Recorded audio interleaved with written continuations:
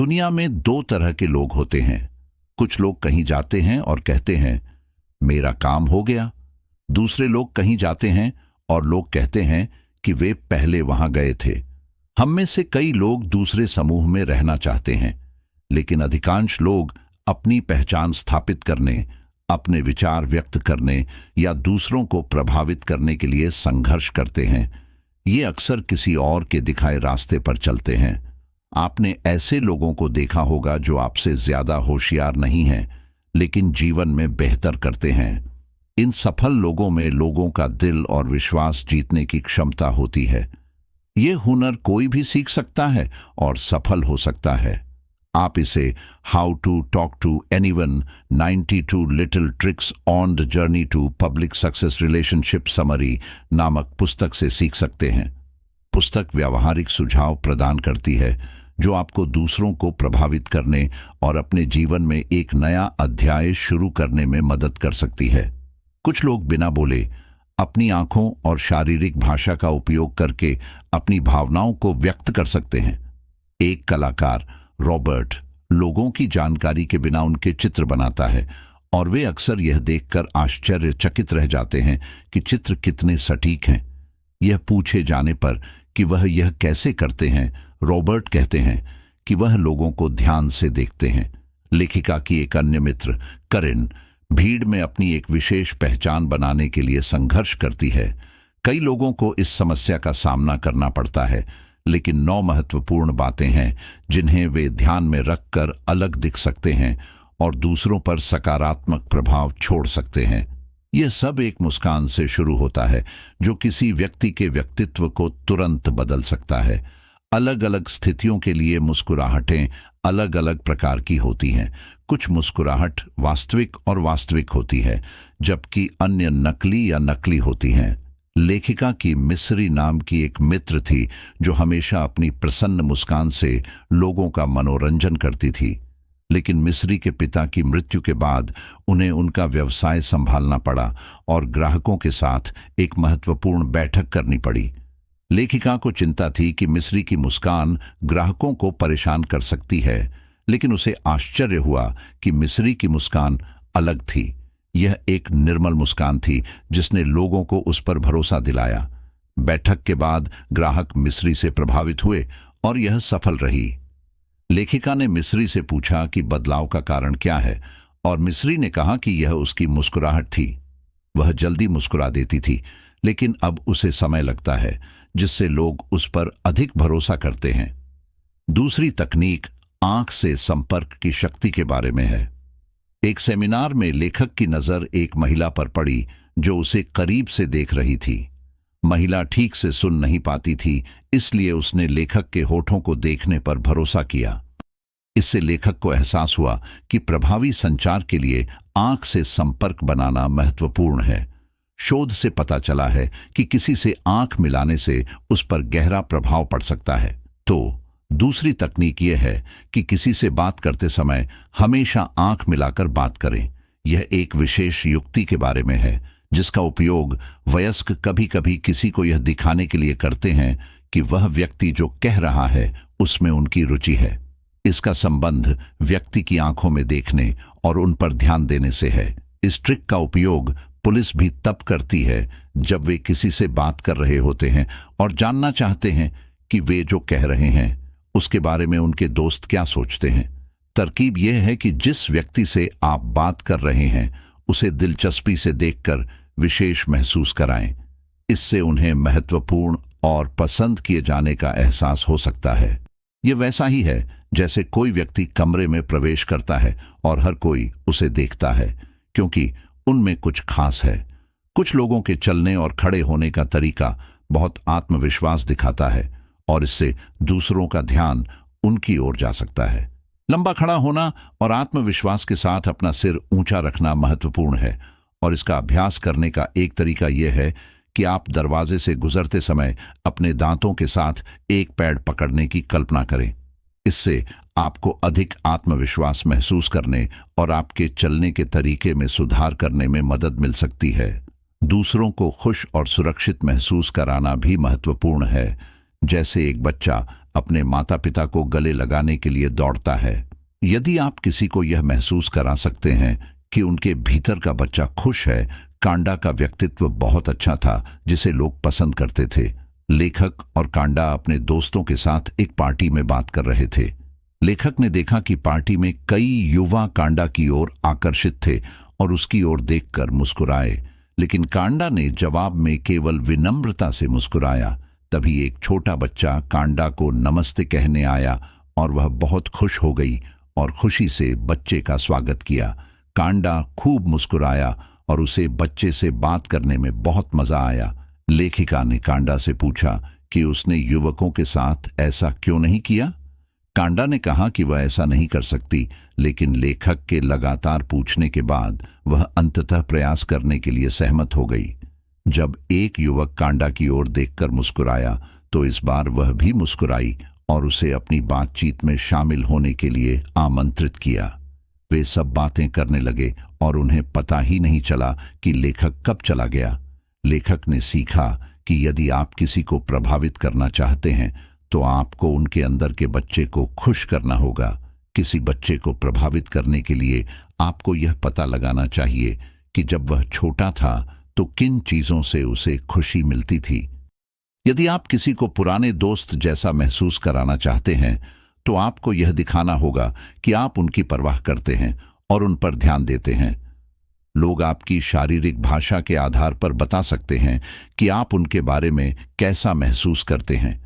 नए लोगों से मिलते समय शांत रहना महत्वपूर्ण है और ऐसा कुछ भी करने से बचें जिससे वे आपके बारे में बुरा सोचें।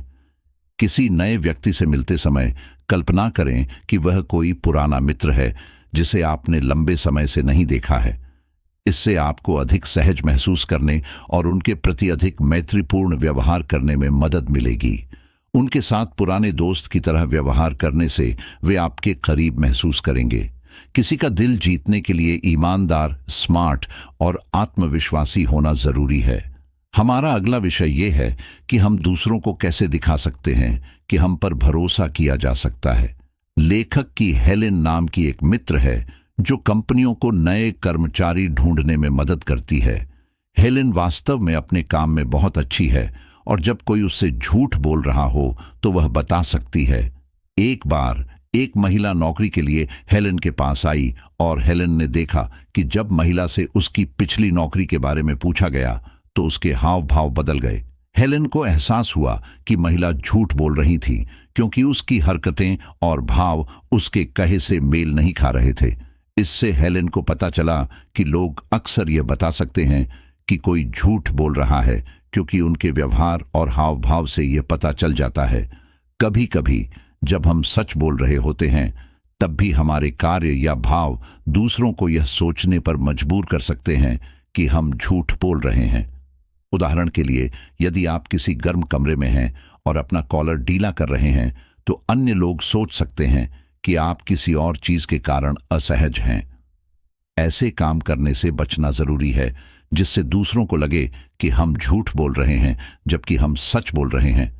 जब हम किसी से बात कर रहे हों तो हमें अपने चेहरे या शरीर को अनावश्यक रूप से नहीं छूना चाहिए, अपनी आंखों को बहुत अधिक नहीं झपकाना चाहिए या अपने पैरों को बार बार क्रॉस नहीं करना चाहिए। इससे दूसरों को हम पर अधिक भरोसा करने में मदद मिलेगी। एक अलग कहानी में हंस नाम का एक घोड़ा था जो वास्तव में चतुर होने के लिए प्रसिद्ध हो गया। उसके मालिक ने उसे पैर थपथपाकर गिनना और सवालों के जवाब देना सिखाया। इस अद्भुत घोड़े को देखने के लिए दुनिया भर से लोग आए। वैज्ञानिकों ने हंसों का भी परीक्षण किया और उन्होंने हमेशा प्रश्नों का सही उत्तर दिया। इससे घोड़ा और भी प्रसिद्ध हो गया और बहुत से लोग उसे देखने आने लगे। वैज्ञानिकों को लगा कि शायद घोड़े का मालिक कोई चाल चल रहा है, इसलिए उन्होंने मालिक को विदा कर दिया और फिर प्रत्येक व्यक्ति ने एक एक करके घोड़े से एक प्रश्न पूछा। हैरानी की बात यह है कि घोड़े ने हर सवाल का सही जवाब दिया, लेकिन घोड़ा इतना अच्छा कर रहा था फिर भी लोग संतुष्ट नहीं थे। तभी एक व्यक्ति घोड़े के कान के पास गया और चुपचाप ऐसा सवाल पूछा जो कोई और नहीं सुन सका। सभी को उत्तर का इंतजार था, लेकिन इस बार घोड़ा चुप रहा। एक अन्य वैज्ञानिक ने घोड़े के कान में एक प्रश्न पूछा, लेकिन घोड़ा फिर चुप रहा।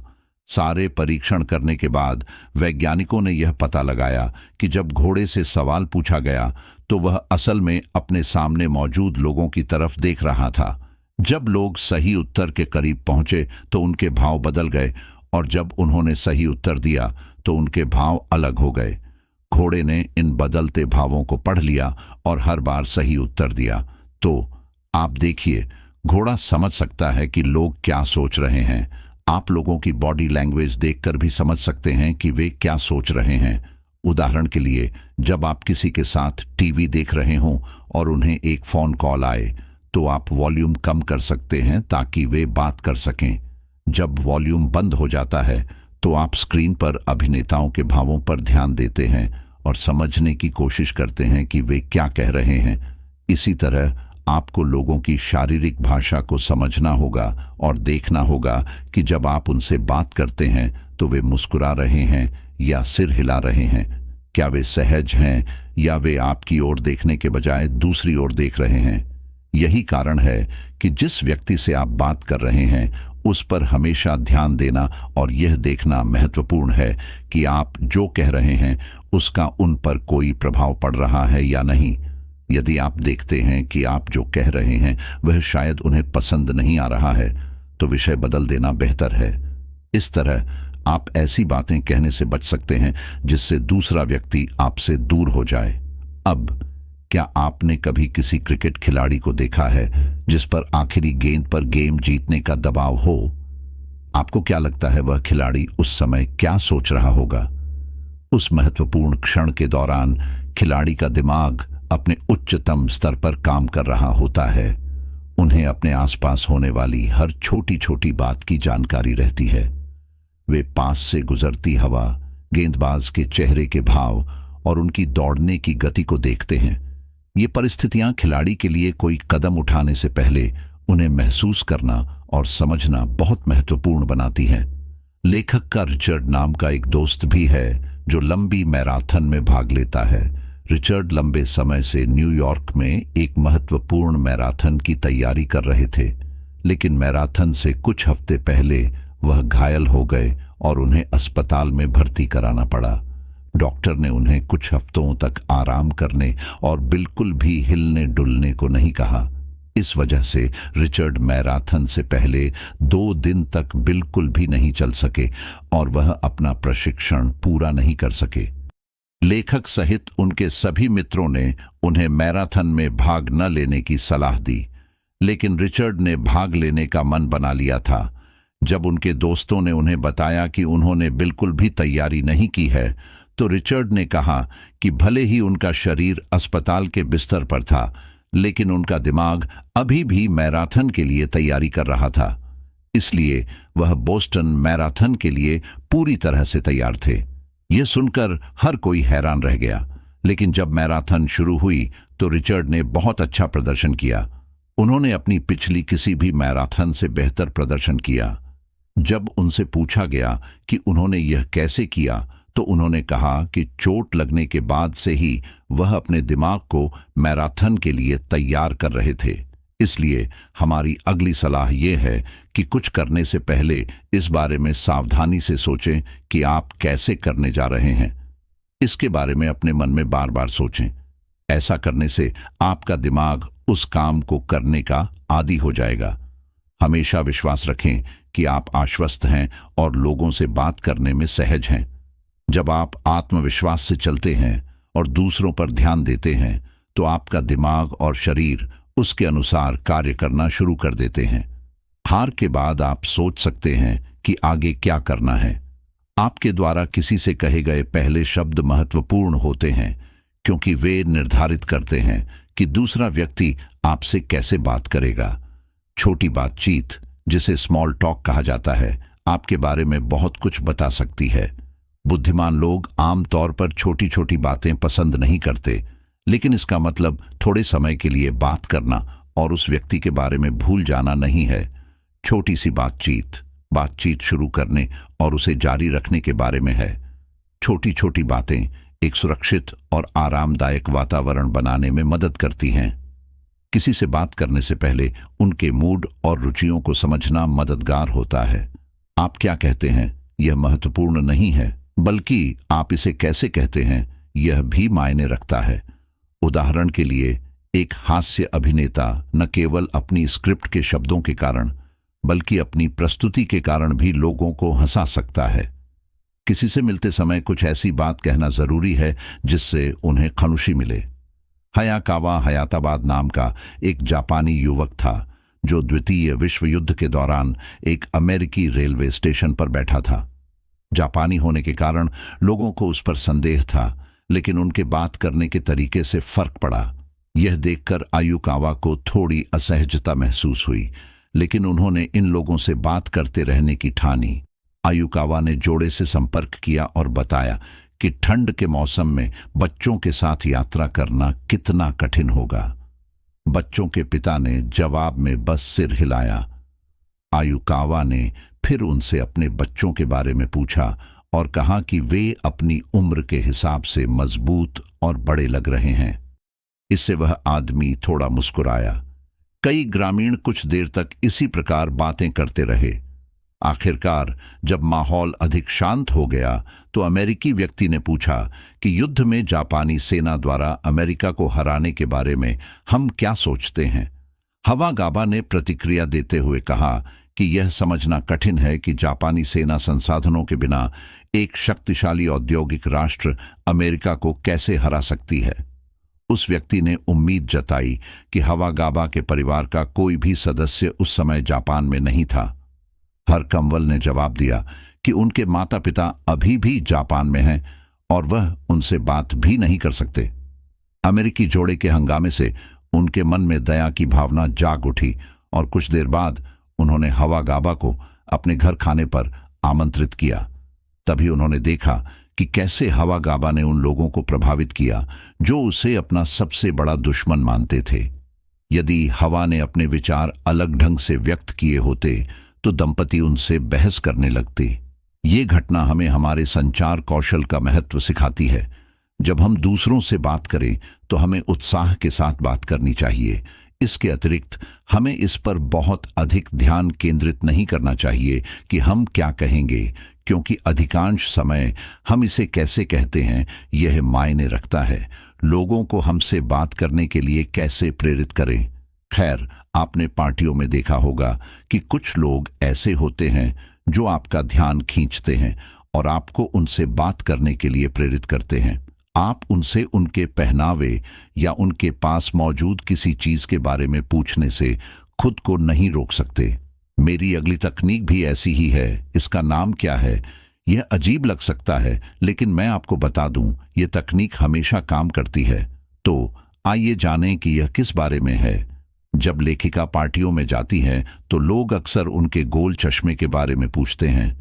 वे पूछते हैं कि उन्हें वे कहाँ से मिले और उन्हें उनके डिजाइन का विचार कहाँ से मिला। इसी तरह आप हमेशा कुछ ऐसा चाहते हैं जिसके बारे में लोग आपसे पूछें। उदाहरण के लिए, यदि आपने गोल्फ टी शर्ट पहनी है तो यह किसी के लिए आपसे यह पूछने का अवसर है कि क्या आप गोल्फ में अच्छे हैं और क्या आप यह खेल खेलते हैं। इस तरह आप उन लोगों को आकर्षित कर सकते हैं जो गोल्फ खेलते हैं या इसमें रुचि रखते हैं। जब आप गोल्फ के बारे में बात करना शुरू करते हैं तो आप यह भी पूछ सकते हैं कि जिस व्यक्ति से आप बात कर रहे हैं वह गोल्फ खेलता है या उन्हें कौन सा गोल्फ कोर्स पसंद है। वहां से आप एक नया दोस्त बना सकते हैं। कभी कभी जिन लोगों से आप बात करना चाहते हैं वे आपसे संपर्क नहीं करते हैं, लेकिन जिन लोगों में आपकी कोई विशेष रुचि नहीं है वे आपसे बात करना शुरू कर देते हैं। हमारी अगली सलाह इस स्थिति से निपटने की एक तकनीक है। यदि आपका कोई परिचित उस व्यक्ति से परिचित है जिससे आप बात करना चाहते हैं तो उनसे अपना परिचय देने के लिए कहें। यह तकनीक आपको पारस्परिक परिचित के माध्यम से उस व्यक्ति से मिलने की अनुमति देती है जिसमें आप रुचि रखते हैं। एक बार परिचय हो जाने पर आप इस अवसर का उपयोग उनके साथ बातचीत जारी रखने के लिए कर सकते हैं। लेकिन क्या होगा यदि आप जिस व्यक्ति से बात करना चाहते हैं वह एक समूह में है और उसके पास ध्यान देने योग्य कोई चीज नहीं है जिसे आप आइस ब्रेकर के रूप में उपयोग कर सकते हैं। आपके आसपास ऐसा कोई नहीं है जो उस व्यक्ति को इतनी अच्छी तरह से जानता हो कि आपका परिचय करा सके। ऐसे में आप तकनीक नंबर 14 का इस्तेमाल कर सकते हैं, जिसे चीजों पर जासूसी कहा जाता है। आप यह जानने को उत्सुक हो सकते हैं कि इस तकनीक में क्या शामिल है। खैर, यह वास्तव में समूह वार्तालाप सुनने के बारे में है, जब आपके पास उस व्यक्ति से सीधे बात करने का समय या अवसर नहीं होता है जिसमें आप रुचि रखते हैं। इस तकनीक में आप चुपचाप समूह के पास जाते हैं, पास खड़े होते हैं और सुनने का प्रयास करते हैं उनकी बातचीत। जब आप कोई ऐसा विषय सुनते हैं जिसमें आपकी रुचि है या आप चर्चा करने में सहज महसूस करते हैं, तो मान लीजिए कि आप लोगों के एक समूह के साथ बातचीत में शामिल होना चाहते हैं। आप ऐसा उनके पास जाकर यह कहकर कर सकते हैं कि वे जिस बारे में बात कर रहे थे उसमें आपको वाकई दिलचस्पी है और आप इसके बारे में और अधिक बात करना पसंद करेंगे। ऐसा करने से आप उनके समूह का हिस्सा बन जाते हैं और उस व्यक्ति के साथ समय बिता सकते हैं जिसमें आपकी रुचि है। उदाहरण के लिए, यदि आप क्लब में किसी को वास्तव में पसंद करते हैं लेकिन वे अपने दोस्तों के साथ हैं, तो आप उनके पास खड़े हो सकते हैं और सुनने का प्रयास कर सकते हैं उनकी बातचीत के लिए। यदि वे लंबी पैदल यात्रा पर जाने के बारे में बात कर रहे हैं, तो आप सुनने के लिए खेत कहकर बातचीत शुरू कर सकते हैं और यह उल्लेख कर सकते हैं कि आप भी जल्द ही लंबी पैदल यात्रा पर जाने की योजना बना रहे हैं और आपको कुछ सुझाव पसंद आएंगे। लोग क्या कहते हैं उसे सुनकर आप उनसे जुड़ने का रास्ता खोज सकते हैं। जब कोई आपसे पूछता है कि आप कैसे हैं और क्या करते हैं, तो आप आमतौर पर संक्षिप्त उत्तर देते हैं, जैसे मैं दिल्ली में रहता हूं या मैं एक डॉक्टर के रूप में काम करता हूं। लेकिन यदि आप उस व्यक्ति को प्रभावित करना चाहते हैं, तो आप अपने उत्तर बदल सकते हैं और उन्हें अधिक दिलचस्प बना सकते हैं। उदाहरण के लिए, आप अपने शहर के बारे में कुछ अनोखा उल्लेख कर सकते हैं या अपनी नौकरी के बारे में कुछ दिलचस्प कहानियां जोड़ सकते हैं। इससे उस व्यक्ति की आप में रुचि बढ़ेगी और वह आपसे बात करना चाहेगा। आप किसी अन्य व्यक्ति को अपने दोस्तों से परिचित कराते समय उस व्यक्ति के बारे में कुछ दिलचस्प बातें बताकर भी इन तकनीकों का उपयोग कर सकते हैं। कुल मिलाकर ये तकनीकें आपको दोस्त बनाने और लोगों से बात करते समय अलग दिखने में मदद कर सकती हैं। आपका व्यवहार देखकर लोग भी आपकी तरह व्यवहार करना शुरू कर सकते हैं। यहां बताया गया है कि उबाऊ बातचीत को और अधिक रोचक कैसे बनाया जाए। कभी कभी जब आप किसी समूह में होते हैं, तो हर कोई अचानक शांत हो जाता है और किसी के पास कहने के लिए कुछ नहीं होता है। जब आप किसी समूह में होते हैं, तो इस स्थिति से बाहर निकलने के कई तरीके होते हैं, लेकिन अगर आप किसी के साथ अकेले हैं और ऐसा होता है, तो यह आप दोनों को असहज महसूस करा सकता है। यहीं पर हमारी तकनीक आती है। ये सब ध्यान से सुनने के बारे में है कि दूसरा व्यक्ति क्या कह रहा है। यदि आप उस विषय के बारे में कुछ जानते हैं जिस पर वे बात कर रहे हैं, तो आप अपने अनुभव साझा कर सकते हैं। लेकिन यदि आप इसके बारे में अधिक नहीं जानते हैं, तो बातचीत जारी रखने के लिए आप उस व्यक्ति से प्रश्न पूछ सकते हैं। एक अन्य तकनीक ये है कि जब आप बात कर रहे हों, तो आप पर स्पॉटलाइट की कल्पना करें और फिर जब दूसरे व्यक्ति बात कर रहे हों, तो इसकी कल्पना करें। यदि स्पॉटलाइट बहुत लंबे समय तक आप पर है, तो इसका मतलब है कि दूसरा व्यक्ति यह नहीं समझ सकता है कि आप क्या कह रहे हैं, इसलिए आपको उन पर स्पॉटलाइट रखने की कोशिश करनी चाहिए। इन तकनीकों के साथ भी आप अभी भी आश्चर्यचकित हो सकते हैं कि बातचीत कैसे शुरू करें या इसे कैसे जारी रखें। सच तो यह है कि हर कोई कभी कभी इससे जूझता है। कभी कभी आपका दिमाग बात करने के लिए नई चीजों के साथ आने की स्थिति में नहीं होता है। उन क्षणों में आप बातचीत का नेतृत्व करने के लिए दूसरे व्यक्ति पर भरोसा कर सकते हैं। उन्होंने जो आखिरी बात कही उसे दोहराएं और उसके बारे में बात करें। इस तरह आप बातचीत जारी रख सकते हैं। अब बात करते हैं एक सुखद बातचीत का माहौल बनाने की। कभी कभी लोग एक ही बात को बार बार सुनना पसंद करते हैं। यह दूसरे व्यक्ति को प्रभावित करने और बातचीत को मनोरंजक बनाने की एक बेहतरीन तकनीक है। इस तकनीक का उपयोग करने के लिए आप किसी पुरानी कहानी या अपने जीवन के खास पल के बारे में बात कर सकते हैं। इससे दूसरे व्यक्ति का ध्यान आकर्षित होगा। यदि आपके पास अपनी कहानी नहीं है तो आप समूह में किसी को उनके जीवन की कोई बात याद दिला सकते हैं और उसके बारे में बात कर सकते हैं। इस तकनीक का उपयोग करते समय कहानी सुनाने वाले व्यक्ति की हमेशा प्रशंसा करना याद रखें। कोई भी ऐसी कहानी नहीं बताना चाहता जहां उन्हें कोई बुरा अनुभव हुआ हो। इस तकनीक का एक और फायदा यह है कि जब व्यक्ति अपनी कहानी बताने में तल्लीन हो जाता है तो आप आसानी से बातचीत छोड़ सकते हैं। जब आप बातचीत समाप्त करना चाहते हैं तो यह तकनीक मददगार हो सकती है। बातचीत के दौरान सकारात्मक दृष्टिकोण रखना महत्वपूर्ण है। जब हम दूसरों के साथ बातचीत करते हैं तो हमारी नई तकनीक हमें बेहतर इंसान बनने में मदद करती है। यह हमें सिखाता है कि लोगों के साथ सकारात्मक और खुला रहना महत्वपूर्ण है। जब हम खुलकर बात करते हैं और मुस्कुराते हैं तो ये दूसरों को दिखाता है कि हमारा दृष्टिकोण सकारात्मक है। कभी कभी कहने के लिए दिलचस्प बातें सोचना कठिन हो सकता है, लेकिन हमारी तकनीक मदद कर सकती है। यह सुझाव देता है कि हमें हर दिन नवीनतम समाचारों के बारे में पता होना चाहिए ताकि हम इसके बारे में बात कर सकें और दूसरों के साथ दिलचस्प बातचीत कर सकें। यह हमें एक अत्यंत महत्वपूर्ण व्यक्ति वीआईपी की तरह महत्वपूर्ण महसूस करा सकता है। वीआईपी होने का मतलब बहुत सारा पैसा होना नहीं है। इसका मतलब है जब हम दूसरों से बात करते हैं तो उन्हें महत्वपूर्ण महसूस कराना। एक चीज जिससे हमें बचना चाहिए वह है लोगों से उनकी नौकरी के बारे में पूछना, क्योंकि इससे उन्हें असुविधा हो सकती है। इसके बजाय हम पूछ सकते हैं कि वे अपना अधिकांश समय कैसे व्यतीत करते हैं और यदि वे चाहें तो वे हमें अपने काम के बारे में बताएंगे। जब कोई हमसे हमारी नौकरी के बारे में पूछता है तो हम सोच सकते हैं कि उनकी रुचि किस में हो सकती है और उसके आधार पर संक्षिप्त उत्तर दे सकते हैं। दूसरी महत्वपूर्ण बात यह है कि जब हम बात करें तो अलग अलग शब्दों का प्रयोग करें। विभिन्न प्रकार के शब्दों का प्रयोग करने से हम अधिक बुद्धिमान दिख सकते हैं।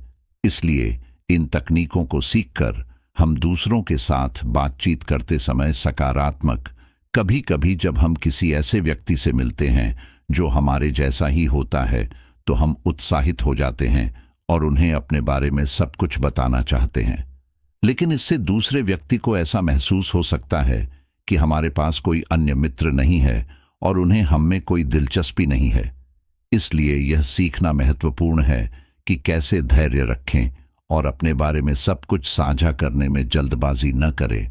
इसके बजाय हमें अपना समय लेना चाहिए और दूसरे व्यक्ति को भी अपने बारे में साझा करने देना चाहिए।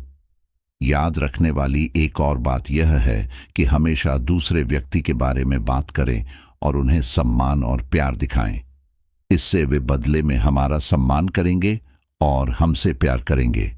हमें उन लोगों के लिए विशेष तरीके से मुस्कुराना भी याद रखना चाहिए जो हमारे करीब हैं, ताकि उन्हें पता चले कि वे हमारे लिए महत्वपूर्ण हैं। जब हम दूसरों से बात करते हैं तो हमें सावधान रहना चाहिए कि हम ऐसी बातें न कहें जो हमें मूर्ख लगे। हमें अत्यधिक प्रयुक्त वाक्यों के प्रयोग से बचना चाहिए और बोलने से पहले सोचने का प्रयास करना चाहिए। यदि हम दूसरों को प्रेरित करना चाहते हैं तो हमें उन चीजों के बारे में बात करनी चाहिए जो दिलचस्प और बुद्धिमान हों और शायद थोड़ा हास्य भी जोड़ें। ईमानदार होना और वह कहना भी महत्वपूर्ण है जो हम वास्तव में सोचते हैं, भले ही इससे कुछ लोगों को लगे कि हम जिद्दी हैं। दूसरों का मजाक उड़ाना अच्छी बात नहीं है, इसलिए हमें कभी भी ऐसा कुछ नहीं करना चाहिए जो हमारे लिए बहुत मुश्किल हो। कभी कभी हमें किसी को बुरी खबर देनी होती है और हमें सावधान रहना होगा कि हम कैसे व्यवहार करते हैं। यदि हम मुस्कुराते हुए बुरी खबर देते हैं तो व्यक्ति यह नहीं सोचेगा कि हम ईमानदार हैं। यह सोचना महत्वपूर्ण है कि दूसरा व्यक्ति कैसे प्रतिक्रिया करेगा और उसके अनुसार हमारे चेहरे के भाव और व्यवहार को समायोजित करेगा। दूसरी स्थिति तब होती है जब कोई हमसे एक ही सवाल बार बार पूछता रहता है। हम अनिश्चित उत्तर देकर या एक ही उत्तर दोहराकर उत्तर देने से बच सकते हैं। ये कुछ ऐसा है जो राजनेता और मशहूर हस्तियां तब करते हैं जब वे विवादास्पद सवालों का जवाब नहीं देना चाहते हैं। जब हम किसी प्रसिद्ध व्यक्ति से मिलते हैं तो हमें न केवल उनके काम की प्रशंसा करते रहना चाहिए, बल्कि यह भी बात करनी चाहिए कि उन्हें देखकर हमें क्या खुशी मिलती है।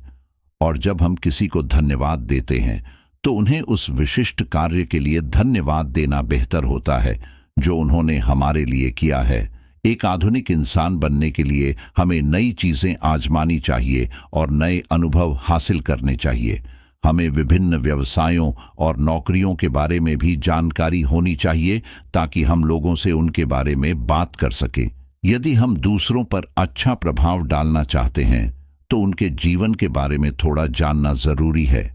हमारी अगली तकनीक हमें सिखाती है कि जब हम किसी से मिलते हैं तो हमें पता लगाना चाहिए कि उन्हें कौन सा खेल पसंद है या वे किन विचारों में रुचि रखते हैं। जब हम उनसे बात करते हैं तो हमें इन विषयों पर चर्चा करनी चाहिए। इससे सामने वाले को हमसे बात करने में दिलचस्पी होगी। सलाह का आखिरी टुकड़ा दूसरे देशों की यात्रा के बारे में है। हम में से कई लोग दूसरे देशों में जाना चाहते हैं, लेकिन जब हम ऐसा करते हैं तो कुछ लोग घबरा जाते हैं। हमारी अगली तकनीक आपको सिखाएगी कि दूसरे देश में कैसे जाएं और वहां के लोगों से इस तरह से बात करें जिससे वे प्रभावित हों। विदेश जाने से पहले हमें उस देश के रीति रिवाजों और परंपराओं के बारे में पता कर लेना चाहिए। हमें सीखना चाहिए कि वहां के लोगों को क्या पसंद है और वे कैसे आभार व्यक्त करते हैं। यदि हम ये बातें जान लें तो उस देश के लोग आश्चर्यचकित और प्रभावित हो जाएंगे कि हम उनकी संस्कृति के बारे में इतना कुछ जानते हैं। अपने विचारों और भावनाओं को व्यक्त करना कभी-कभी कठिन हो सकता है।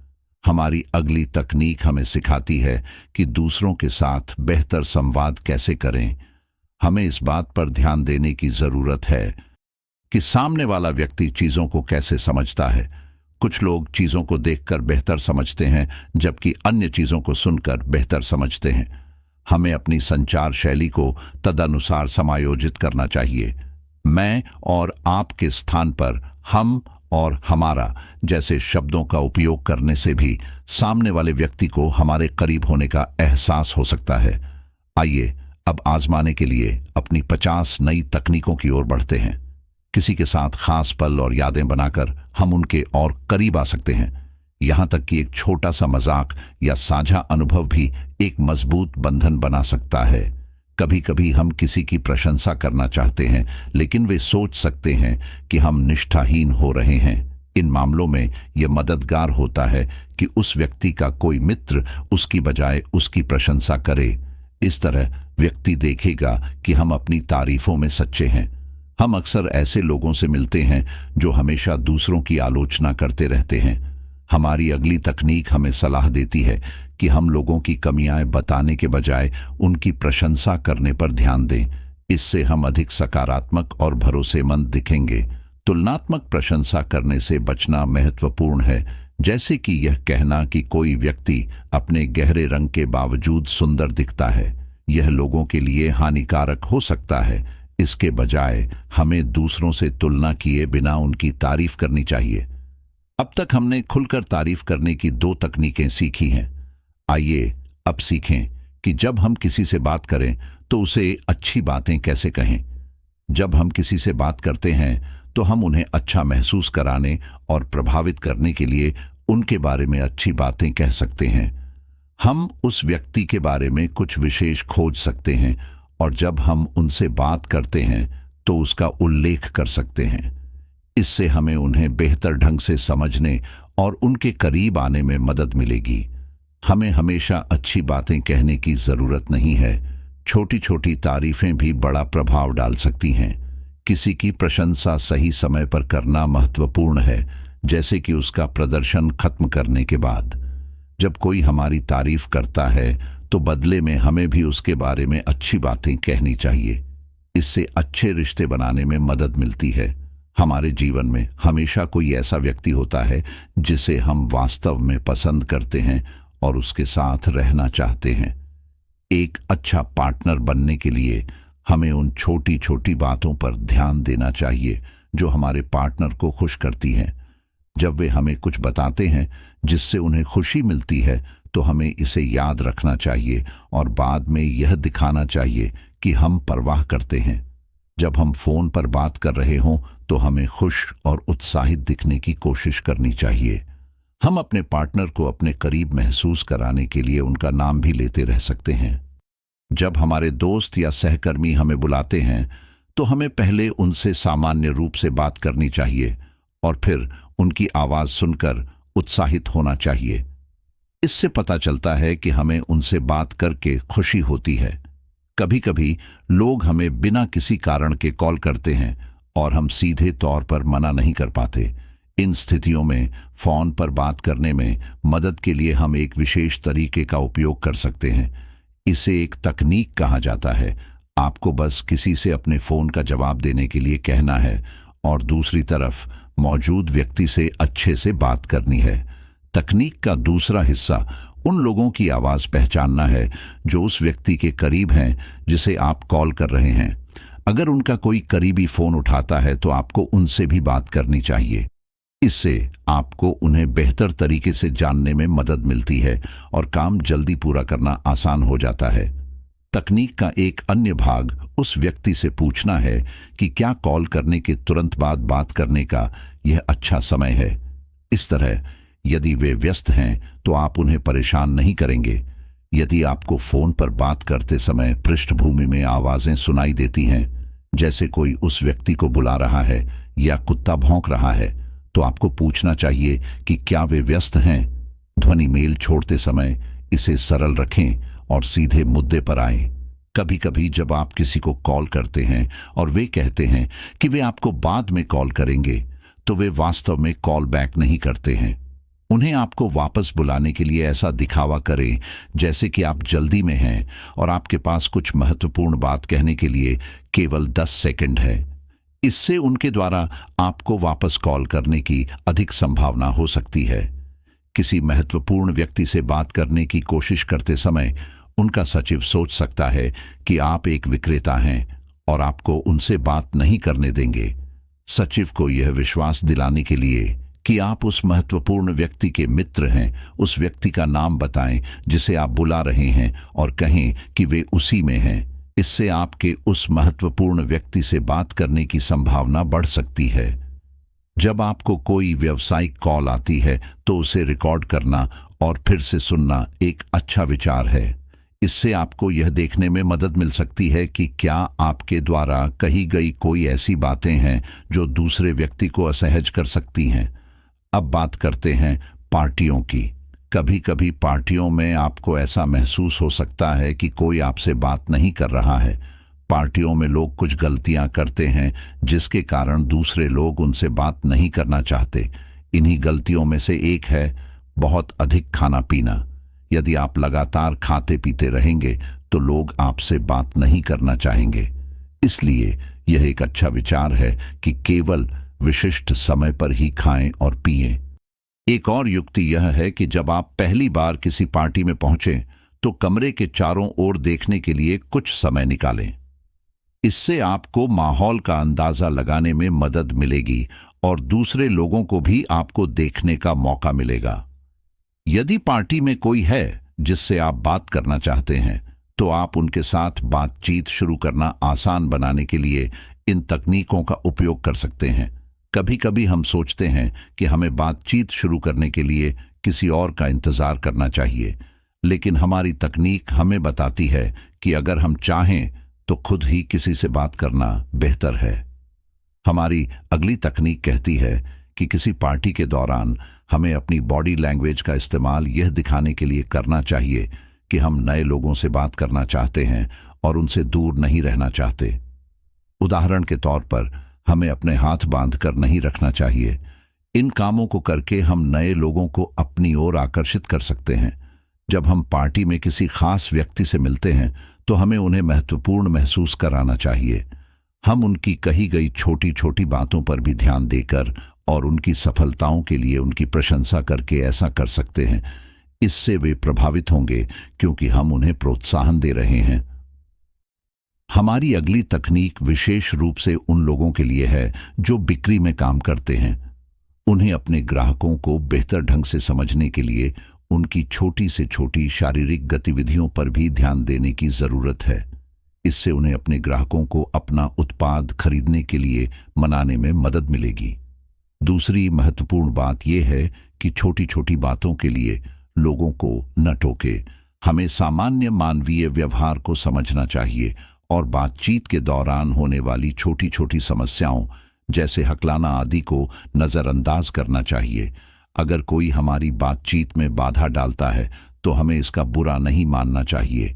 हमें उन्हें अपनी बात पूरी करने का मौका देना चाहिए। जब हम किसी से मदद मांगते हैं तो हमें उन्हें पहले ही अपना इरादा बता देना चाहिए और अतिरिक्त मदद नहीं मांगनी चाहिए। इससे पता चलता है कि हम ईमानदार हैं और उन्हें धोखा देने की कोशिश नहीं कर रहे हैं।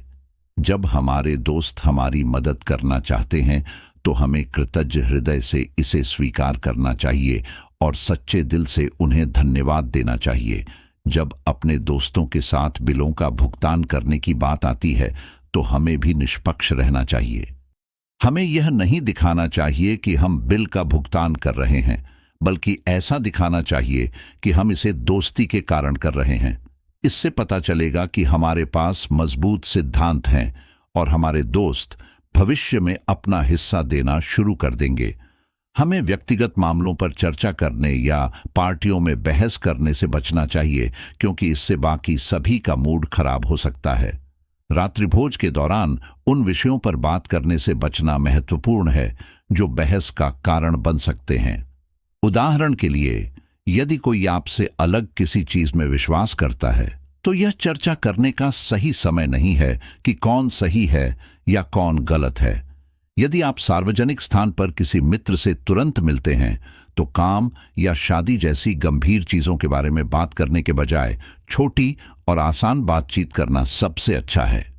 कभी कभी लोग उन स्थितियों से बचने की कोशिश करते हैं जो परेशानी का कारण बन सकती हैं, लेकिन अगर आप खुद को ऐसी स्थिति में पाते हैं तो आपकी मदद करने के लिए कुछ तकनीकें हैं। बहस के दौरान जब दूसरा व्यक्ति आपकी बात नहीं सुनता है तो विषय के बारे में अच्छी जानकारी होना और उनकी बात खत्म होने तक इंतजार करना महत्वपूर्ण है। फिर आप एक एक करके उनकी बातों का जवाब दे सकते हैं। बहस के दौरान अपने क्रोध पर नियंत्रण रखना भी महत्वपूर्ण है। जब दूसरा व्यक्ति क्रोधित हो तो चुप रहना और उसके खत्म होने तक प्रतीक्षा करना सबसे अच्छा है। फिर आप शांति से अपनी बातें समझा सकते हैं। ये तकनीकें आपको बहस जीतने और कठिन परिस्थितियों से निपटने में मदद करेंगी। इसके अलावा 5 और तकनीकें हैं जो आपको लोगों पर अच्छा प्रभाव डालने में मदद कर सकती हैं। उनमें से एक है, छोटी छोटी गलतियों के लिए दूसरों की आलोचना न करें, क्योंकि इससे वे आपके जैसे और भी अधिक हो सकते हैं। एक अन्य तकनीक ये है कि किसी से झूठ के बारे में तुरंत बात न करें, बल्कि बाद में सरल तरीके से इसका उल्लेख करें ताकि उन्हें पता चले कि आप जागरूक हैं। अंत में, जब आपके पास सरकारी अधिकारी जैसे किसी महत्वपूर्ण व्यक्ति से बात करने का अवसर हो तो उनसे विनम्रता और सम्मानपूर्वक बात करना सबसे अच्छा है।